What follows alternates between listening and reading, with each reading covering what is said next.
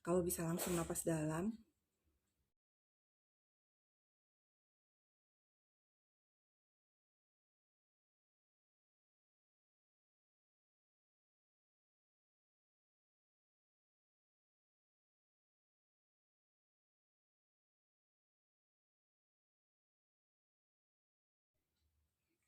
Terus huffing. Kalau pengen yakin huffingnya betul apa enggak tuh pakai kacamata. Jadi pas huffing itu di kacamata kalau mengembun berarti itu betul. Jadi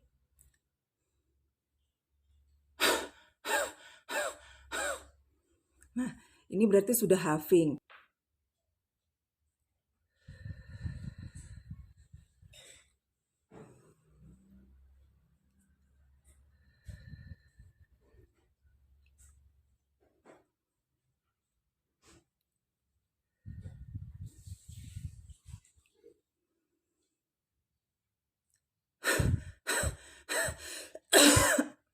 Nah, yang terakhir coughing untuk mengeluarkan dahak.